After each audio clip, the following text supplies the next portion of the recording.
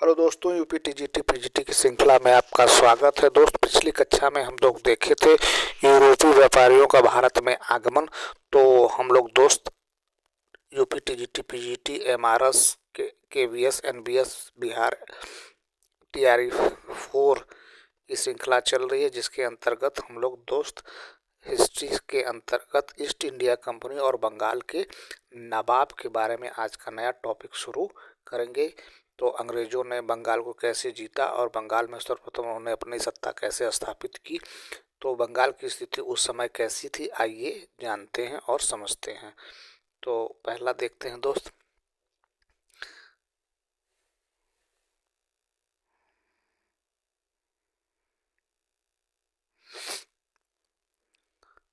इस समय बंगाल में आधुनिक पश्चिम बंगाल प्रांत, समूचा बांग्लादेश, बिहार और उड़ीसा सम्मिलित थे। तो उस समय दोस्त जब अंग्रेजों ने भारत पर आक्रमण करने से पहले बंगाल जो है दोस्त, आधुनिक पश्चिम बंगाल, समूचा बांग्लादेश और बिहार उड़ीसा एक ही में सम्मिलित था। यह मुगल काल में भारत का सर्वाधिक संपन्न राज्य था।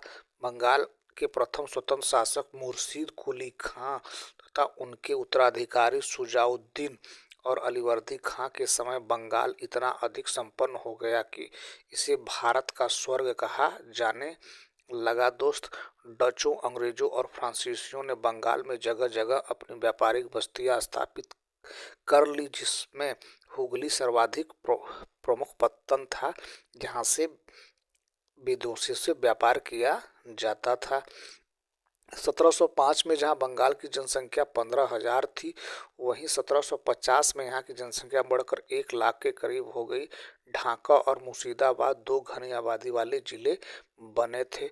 1633 से 1663 के बीच में बंगाल प्रेसिडेंस बंगाल में इस अंग्रेजी ईस्ट इंडिया कंपनी ने मुगल शासन के अधीन फैक्ट्रियां और कारखाने व्यापारिक स्थापित करने तथा शांतिपूर्वक व्यापार करने के लक्ष्य का कार्य किया।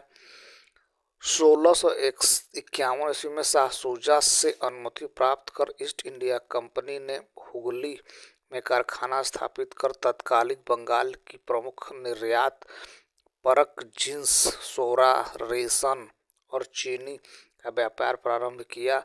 1658 में बंगाल के सूबेदार मीर जुमला ने कंपनी के व्यापार को प्रतिबंधित कर दिया, लेकिन शीघ्र ही उसकी मृत्यु के बाद शाइस्ता खां ने कंपनी के व्यापारिक अधिकार को पुनः बहाल कर दिया।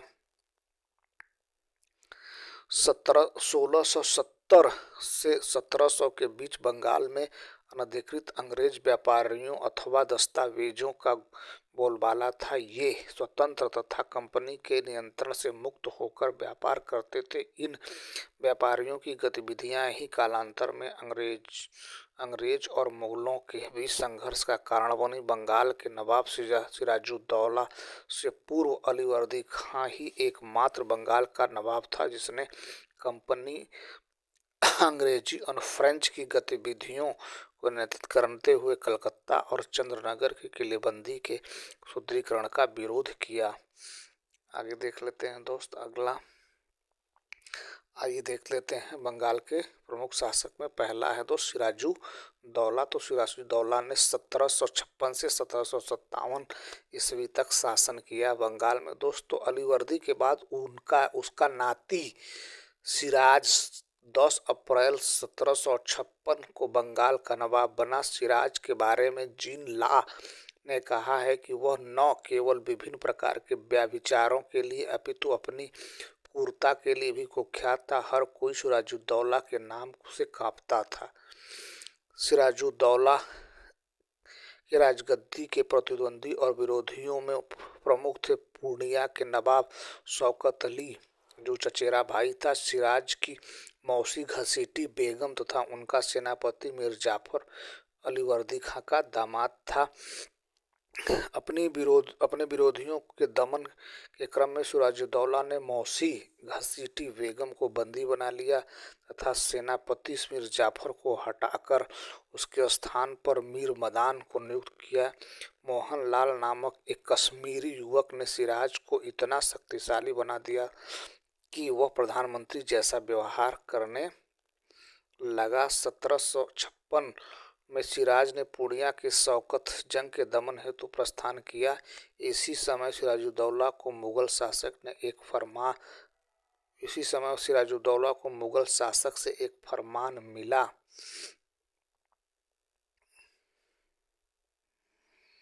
जिसमें बंगाल, बिहार तथा उड़ीसा पर उसकी सूबेदारी का अनुमोदन कर दिया गया।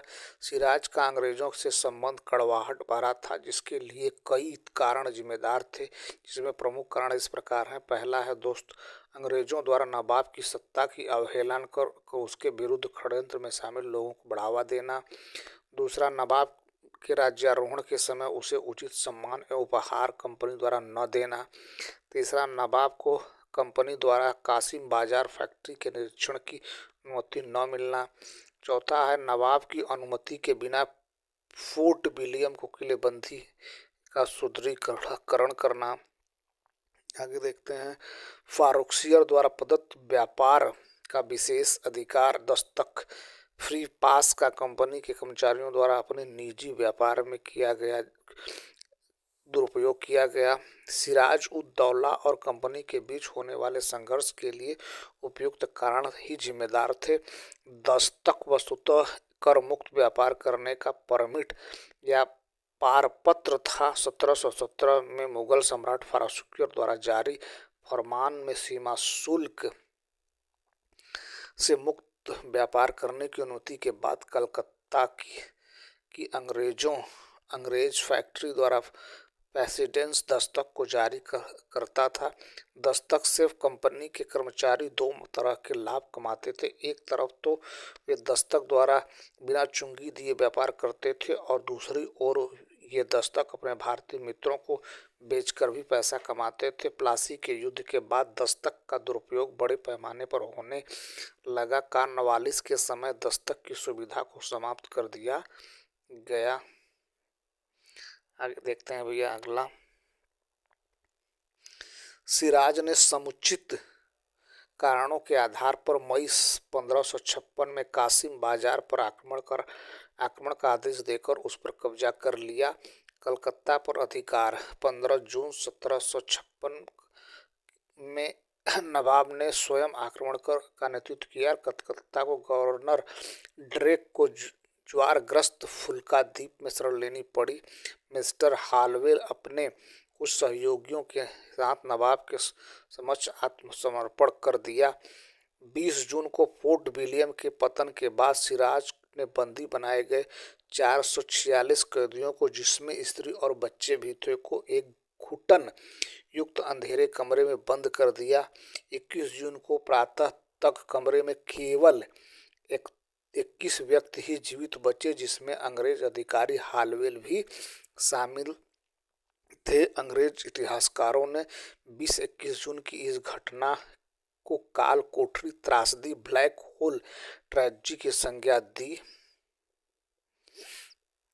अंग्रेजों द्वारा कलकत्ता पर पूर्ण अधिकार करने के लिए अक्टूबर 1756 में मद्रास से रॉबर्ट क्लाइव के नेतृत्व में सैनिक अभियान को कलकत्ता भेजा गया। इस सैन्य अभियान में एडमिरल वाटसन क्लाइव का सहायक था। क्लाइव ने पहले बजबज पर फिर 2 जून 1757 को कलकत्ता पर अधिकार कर लिया। क्लाइव के बढ़ते हुए प्रभाव से भयभीत नवाब ने संधि का प्रस्ताव रखा। 9 फरवरी 1757 को कंपनी और नवाब सिराज के मध्य संपन्न अलीनगर की संधि की शर्तों के अनुसार नवाब ने बादशाह द्वारा कंपनी को प्रदत्त समस्त व्यापारिक सुविधा को स्वीकार कर लिया।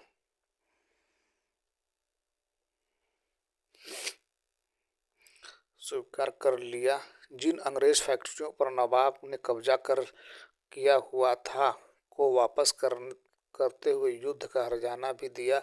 अंग्रेजों को सिक्का ढालने एवं कलकत्ते में किलेबंदी का भी अधिकार मिल गया। 18 अगस्त 1757 को अंग्रेजों ने कलकत्ता में अपनी टकसाल स्थापित की। बंगाल स्थित फ्रांसीसी बस्ती चंद्रनगर पर अधिकार कर कंपनी ने नवाब से कहा कि वे फ्रांसीसियों को बंगाल से बाहर निकाल दें, जिसे नवाब को मानना पड़ा। सिराज की कमजोर हो रही स्थिति को महसूस कर अंग्रेजों ने मुर्शिदाबाद की गद्दी पर किसी कठपुतली शासक को बैठाने की बात सोचने लगे, जिसमें सिराज के विरोधियों ने भी उसका साथ दिया। सिराज के विरोधियों में मीर जाफर, जिसे नवाब के सेनापति के पद से बर्खास्त किया गया था, राय दुर्लभ, जो दीवान के पद पर कार्यरत था, को नवाब ने मोहनलाल का अधीनस्थ बना दिया, तथा बंगाल में के जगत सेठ शामिल थे, जिन्हें कभी नवाब ने अपमानित किया था। सिराज के विरुद्ध सक्रिय दरबारी षड्यंत्रकारियों और अंग्रेजों के बीच अप्रैल और मई 1757 के बीच गुप्त समझौते हुए। इस समझौते में महत्वपूर्ण भूमिका अमीर चंद्र और वाटसन कासिम बाजार का प्रमुख ने की। मीर जाफर को सिराज के बाद अगला बंगाल का नवाब प्रस्तावित कर अंग्रेजों ने प्लासी के युद्ध की तैयारी में जुट गए। तो ये रहा दोस्त आज का वीडियो, जो प्रारंभिक बंगाल के शासक और बंगाल की स्थिति के बारे में था। कल हम लोग देखेंगे दोस्त प्लासी का युद्ध, और प्लासी का युद्ध के बाद हम लोग देखेंगे बक्सर का युद्ध। तो किन परिस्थितियों में प्लासी का युद्ध हुआ दोस्त, और किन परिस्थितियों में और किन कारणों से बक्सर का युद्ध हुआ, और भारतीय सभ्यता और संस्कृति पर इसका क्या प्रभाव पड़ा, और इससे भारतीयों ने क्या सीख ली, और क्या इसके कारण रहे, तो इसके बारे में कल हम लोग देखेंगे। तो ये रहा आज का वीडियो। अगर हमारा प्रयास ठीक लगे तो हमारे चैनल को सब्सक्राइब करें, अपने दोस्तों को शेयर करें। Thank you so much for watching this video.